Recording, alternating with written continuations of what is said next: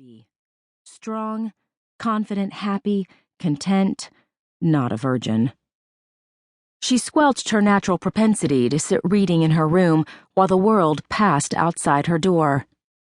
She joined the tennis club, the track club, and the wildlife club. She didn't choose cliques. She spoke to everyone. She smiled at strangers.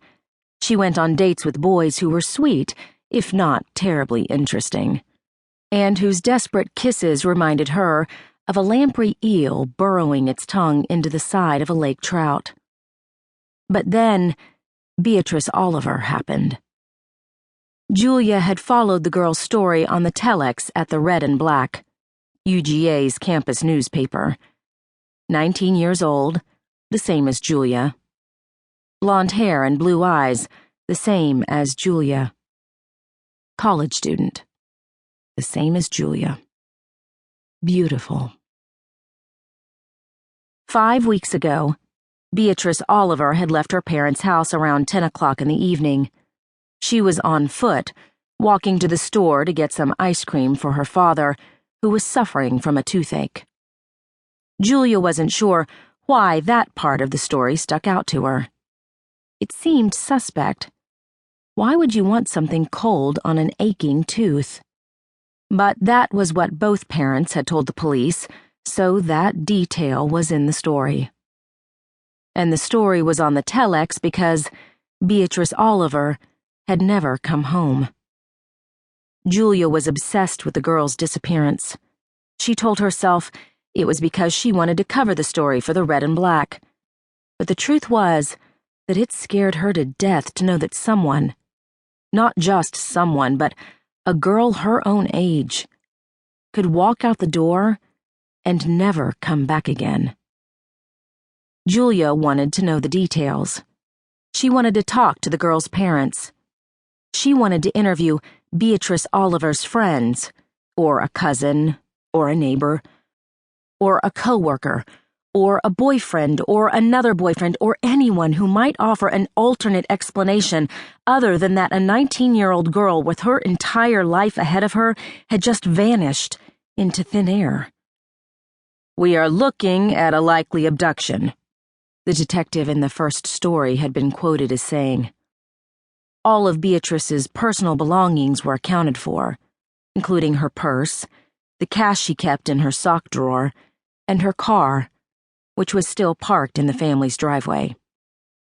The most chilling statement came from Beatrice Oliver's mother. "The only reason my daughter has not come home is because someone is keeping her." Keeping her. Julia shuddered at the thought of being kept. From her family, from her life, from her freedom.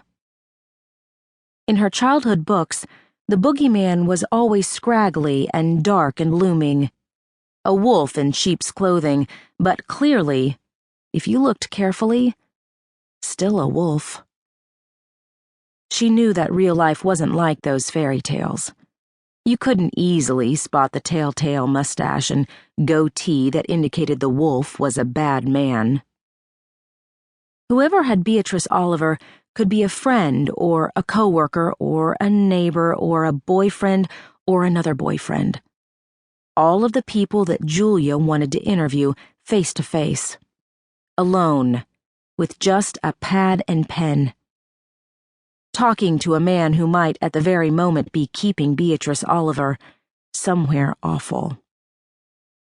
Julia put her hand to her stomach to calm the churning.